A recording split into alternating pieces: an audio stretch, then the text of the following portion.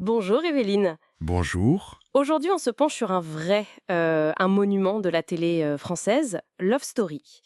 Ça nous rajeunit pas, hein? Lancement le 26 avril 2001, ça fait plus de 20 ans. Eh oui, déjà. Pour comprendre un peu le truc, on a brassé pas mal de sources. Des souvenirs sur le forum Popcorn FR, des articles plus académiques sur Kerninfo, des analyses de l'ARCOM, du site Air Story aussi, et puis la page Wikipédia évidemment. Un bon mélange, oui. L'idée, c'est de voir pourquoi cette toute première émission de télé-réalité en France, pourquoi elle a eu un tel impact. Et qu'est-ce qu'il en reste au fond? Mhm. Alors, allons-y, décortiquons ensemble ce phénomène. Avec plaisir. Déjà, rappelons le concept. C'était simple, mais bon, complètement nouveau ici.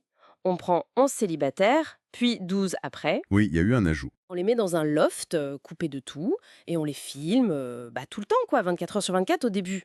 Enfin, presque. Le CSA, l'ARCOM aujourd'hui avait demandé de réduire un peu 22 heures sur 24, je crois. C'est ça. Il y avait que les toilettes au début qui échappaient aux caméras. J'ai vu sur Popcorn FR, il y a un type qui disait que pour lui, étudiant à l'époque, c'était juste un moyen de se vider la tête. Ah, ça se comprend. Et on rappelle les gagnants de la saison 1, hein, Loana et Christophe Merci. Exact. Et il faut vraiment mesurer à quel point c'était une rupture en 2001. L'ARCOM, les chercheurs sur Kern, tout le monde le dit, c'était paf, la télé-réalité débarquait en France. Mais il n'y avait pas déjà des trucs un peu avant? Si, bien sûr. On avait eu ce qu'on appelait la télé-témoin, des gens normaux qui racontaient leur vie, ou la télé compassionnelle. Mais là, Loft Story, c'était Une autre dimension. radicalement nouveau. D'accord. Et ce qui était fou, ce que des analystes comme Dominique Mel soulignaient sur Kern, c'était le contraste énorme. D'un côté, une audience immense, très diverse, vraiment captivée.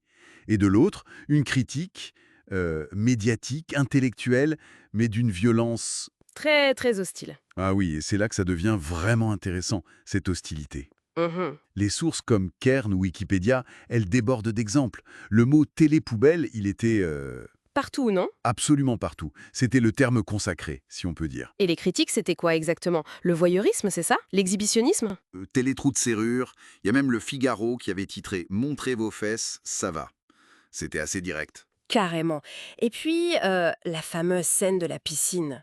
Tout le monde en parle encore sur les forums comme Popcorn FR ou dans les analyses. Oui, c'est devenu un peu le symbole de cette supposée exposition outrancière. Mais pourquoi autant de haine au fond?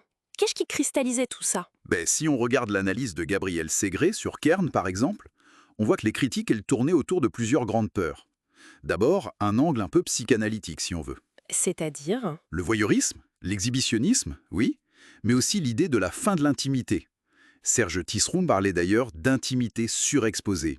Certains allaient jusqu'à parler de perversion, de retour à la barbarie. Ah oui, quand même. Ensuite, il y avait un angle plus politique, sociétal.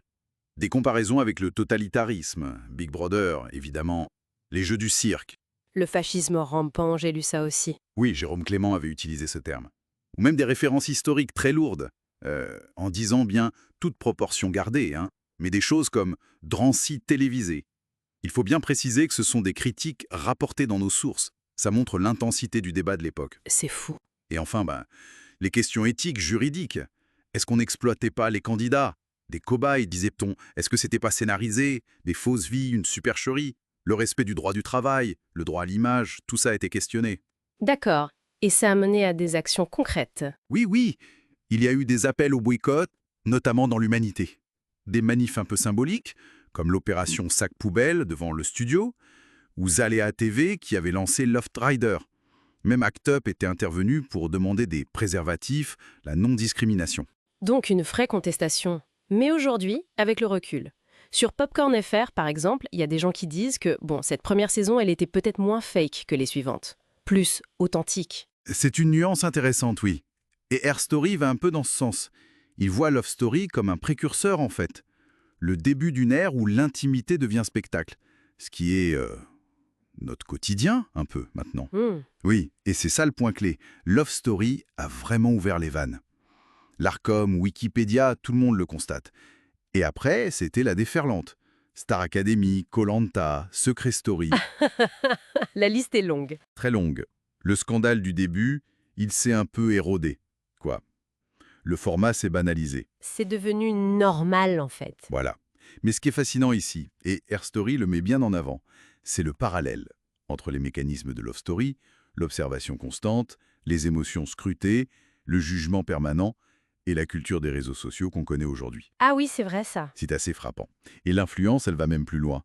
L'ARCOM note que ça a changé durablement la manière d'écrire la télé, même au-delà de la télé-réalité pure. D'accord. Alors si on essaie de résumer un peu tout ça, qu'est-ce qu'on retient? Ben, Love Story, c'était pas juste une émission de télé lambda.